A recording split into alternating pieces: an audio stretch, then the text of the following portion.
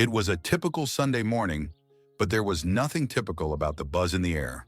Across the nation, everyone was eagerly awaiting the next episode of Brunch with Ethan, the talk show that had captured the hearts of millions.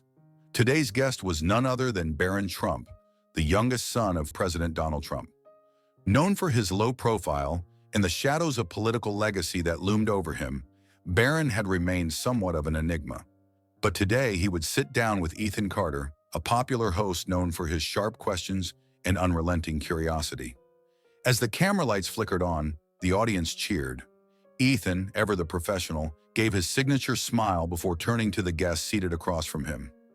Barron Trump, dressed in a sharp navy suit, looked calm and collected, though there was a hint of nervousness behind his composed facade. "Ethan, it's great to be here," Barron said, his voice steady but betraying a slight edge of anticipation. Ethan nodded, leaning forward. "We're thrilled to have you, Barron. Now I have to ask, you're a figure that many people are incredibly curious about. You're in the spotlight constantly, but you haven't given many interviews. What I want to know is this. Do you see yourself as a part of a larger plan? Many people have talked about you as though you're destined to follow in your father's footsteps, perhaps even become the next president of the United States. But I have to ask, what do you want? With all the political noise around you, don't you ever feel like it's hard to find your own path?" There was a moment of silence. Barron's gaze flickered slightly, as if processing the question.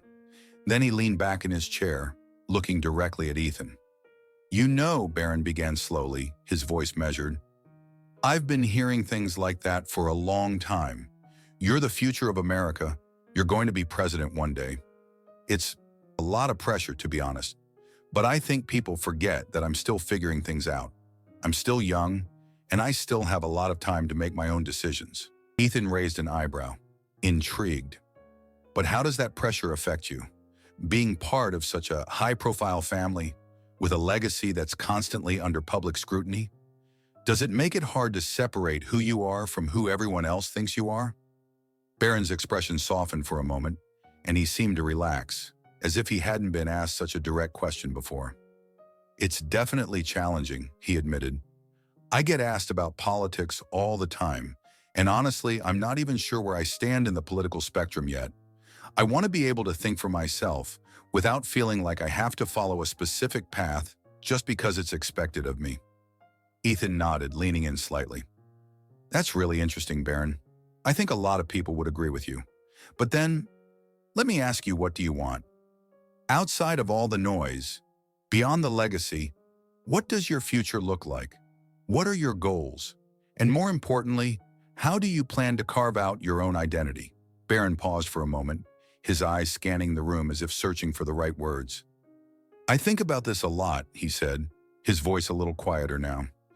"The truth is, I have interests that don't necessarily align with what people expect from me. I enjoy technology. I'm fascinated by the way things work behind the scenes, whether it's in business, politics, or even social media. But right now, I'm not interested in running for office. I think people want to place me in a box, but I'm still figuring out where I fit." The audience, who had been listening intently, seemed to breathe a collective sigh of relief. Barron's answer had been honest, raw, and perhaps for the first time, he seemed to be speaking more about who he was, rather than who others expected him to be. Ethan smiled, sensing the shift. "I think a lot of people, especially younger people, can relate to that. It's hard enough trying to figure out who you are in this world, let alone with so much expectation piled on top of you.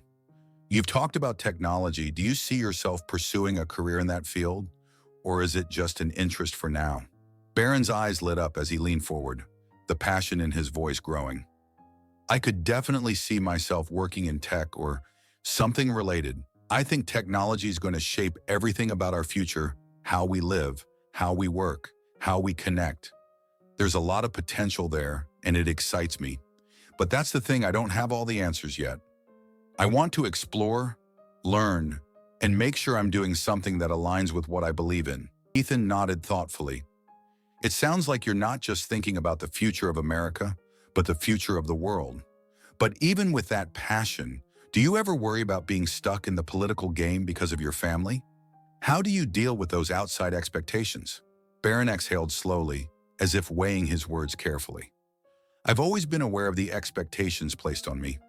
Growing up in a family like mine, it's inevitable. But I've learned to tune out a lot of the noise. I don't think I'll ever escape the fact that people are going to have opinions about me and my future. But the only thing I can control is what I choose to do with my life. And right now, I don't feel like politics is the path for me. Ethan smiled, clearly impressed by Barron's level of introspection. It sounds like you're doing your best to navigate through the noise and find your own way. And honestly, I think a lot of people will admire that. It's easy to get lost in what other people think you should do, but you seem to have a strong sense of self. Barron's expression softened, and for the first time, a small smile tugged at the corner of his lips. I hope so. I think it's important to remember that just because someone has a plan for you doesn't mean it's your plan. Ethan leaned back, clearly moved by the depth of the conversation. Barron, I think you've given a lot of people something to think about today. Your honesty and willingness to forge your own path is something we could all learn from. Thank you for sharing this side of you with us. Barron gave a small nod, his demeanor still calm, but with a glimmer of appreciation in his eyes. Thank you, Ethan. I'm glad I could be here. As the show wrapped up, the audience erupted into applause. The questions Ethan had asked weren't just about Barron's political future. They were about identity, pressure, and the weight of expectation. For once, Barron Trump had given the world a glimpse into the person behind the legacy, and for many that was the most revealing thing of all. The cameras turned off and Barron stood up, shaking Ethan's hand before walking off the stage. There was still uncertainty in his future, but one thing was clear. He was ready to define it on his own terms, no matter how loud the world's expectations might get. And for the first time in a long time, Barron Trump felt as though he had finally started to carve out his own path. From this conversation between Ethan Carter and Barron Trump, we learn an important lesson about the pressures of expectation and the journey to self-discovery. In a world where legacies often define us and where people are quick to label us based on our families or backgrounds, Barron's story serves as a reminder that it's okay to take a step back and question who we truly want to be. Barron Trump's honest reflection reveals that despite the weight of his family's political history, he is not bound to a future dictated by others. Rather than simply following the expected path, he's committed to finding his own voice and direction. This highlights the universal struggle of balancing societal pressure with personal identity. We are reminded that it's essential to carve out our own path, no matter how much external noise there is around us. Barron's calm and thoughtful approach also reminds us that success doesn't always mean following in the footsteps of others. It can mean stepping into uncharted territory and forging a way that feels authentic. His willingness to explore different fields and his candidness about not having all the answers encourages us to embrace uncertainty and the freedom to explore different possibilities without the fear of disappointing others. Ultimately, this story challenges us to reflect on our own lives. Are we living for ourselves or are we simply fulfilling others' expectations? Barron's example encourages us to embrace our individual journeys and trust that, in time, the path that's meant for us will reveal itself.